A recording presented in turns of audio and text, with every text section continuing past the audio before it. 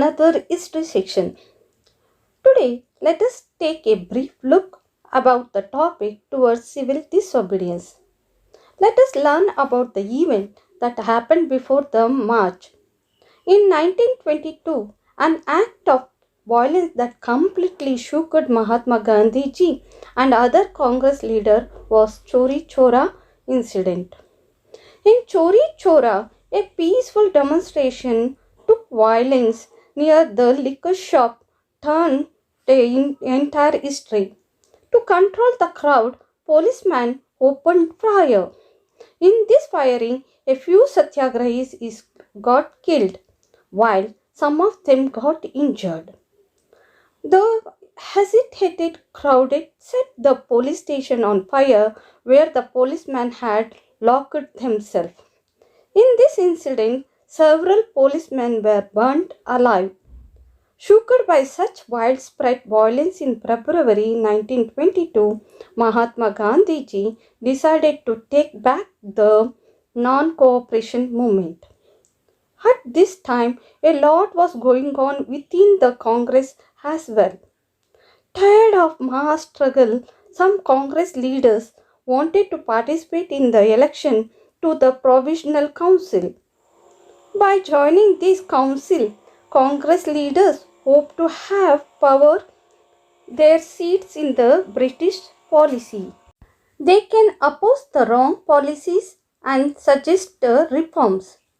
To argue for Indian representation in the council, Motilal Nehru and Chittaranjan Das formed the Swaraj Party within the Congress in 1922.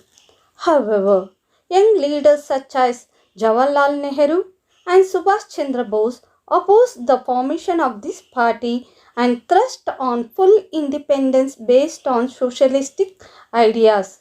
They demanded a radical mass movement. In the 1920s, two factors influenced the growth of the national movement: the worldwide economic depression and the formation of the Commission under Sir John Simon. With the economic depression by 1930, the price had hit an all-time low.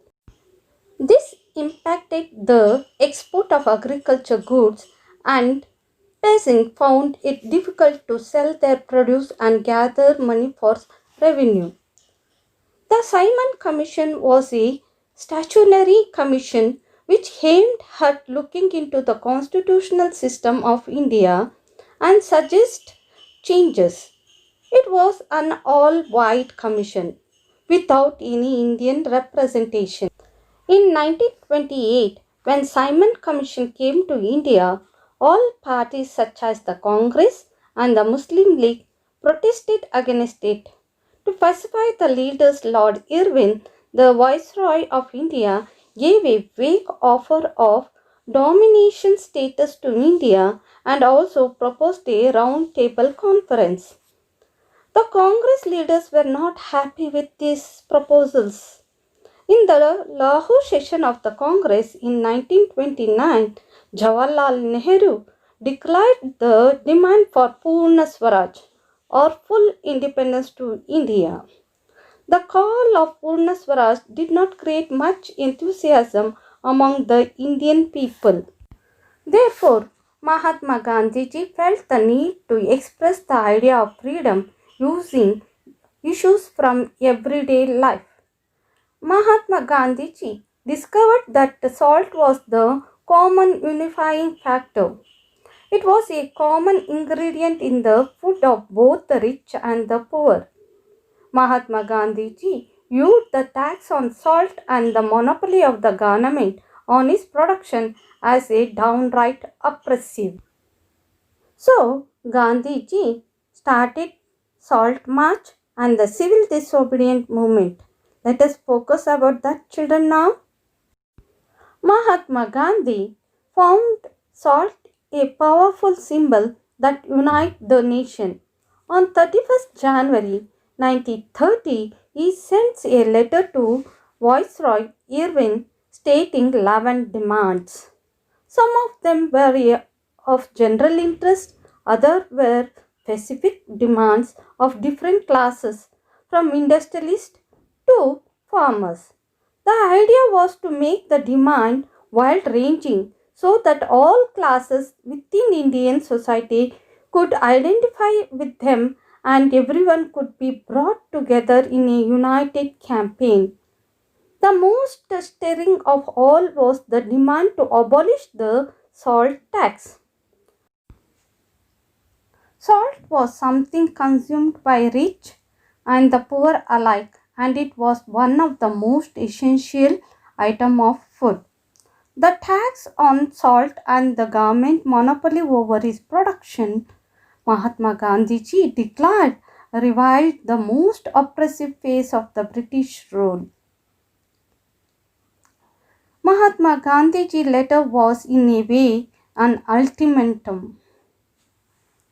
If the demands were not fulfilled by 11th March, the letter stated the Congress could launch a civil disobedience campaign. Irwin was unwilling to negotiate with Gandhiji's proposal. So Gandhiji started his famous Salt March accompanied by 78 of his trusted volunteers.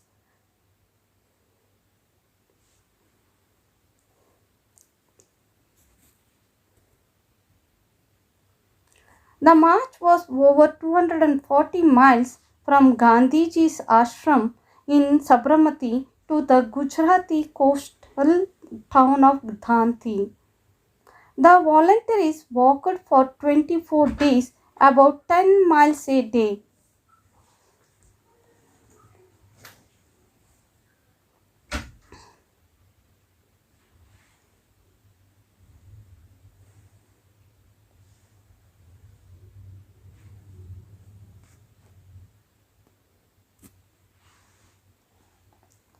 Thousands came to hear Mahatma Gandhiji's wherever he stopped, and he told them what he meant by Swaraj and urged them to peacefully defy the British. On 6th April, he reached Dhanti and ceremonially violated the law manufacturing salt by boiling sea water. This marked the beginning of the civil disobedience movement. Now, let us understand how was this movement different from the non-cooperation movement. We can see a lot of difference between the non-cooperation and civil disobedience movement. The non-cooperation movement aimed at bringing the British government to a standstill by refusing to cooperate with them. The civil disobedience movement was more assertive and aimed at non-cooperation with the British as well as an open violation of oppressive British law. Under the leadership of Mahatma Gandhiji, the civil disobedience movement spread across the country like wildfire. He encouraged people to fight for Swaraj and oppose to British rule in a non-violent manner. The British got worried by the growing popularity of the movement, and so they began arresting all the prominent Congress leaders. In April 1930, Abdul Ghaffar Khan, a political and spiritual leader and follower of the Gandhi, was arrested. Angry people took out demonstrations and protested to oppose Ghaffar Khan's arrest. So, the British police opened fire in which many people got killed. At same place, soldiers had also staged resistance against the British regime. For example, in 1930, the soldiers of the Peshawar Rifles had refused to open fire at an unarmed crowd of peaceful satyagrahis in Peshawar. In May 1930, when Mahatma Gandhiji got arrested, several industrial workers in that area, that is in the Solanpur, attacked the government buildings and offices. A frightened and shaken, the British government responded with a policy of brutal repression. Peaceful satyagrahis were arrested, women and children were beaten. On seeing the widespread violence, Mahatma Gandhi decided to call off the civil disobedience movement in 1931. This decision disheartened the people who were taking part in the movement with a lot of sin.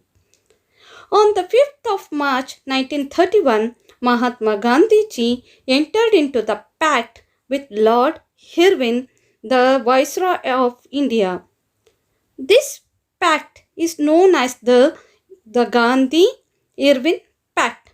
As per the pact, he agreed to participate in the Round Table Conference to be held in London.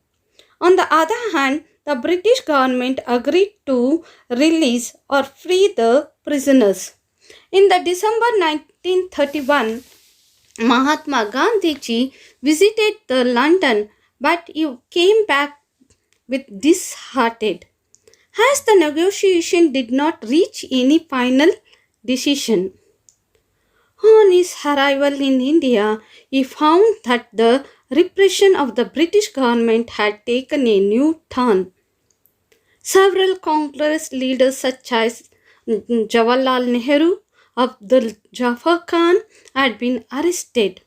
Moreover, the British had declared the Congress an illegal party and clamped down on all the protest public meetings and demonstrations. This made Mahatma Gandhi relaunch the civil disobedience movement.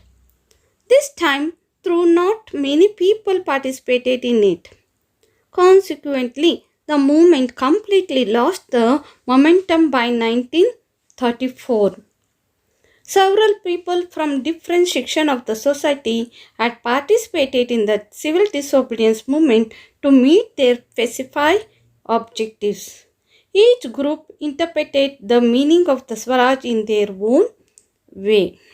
How the participants saw the movement? About that, we are going to learn it in the next class. Thank you, children. Have a nice day. Bye.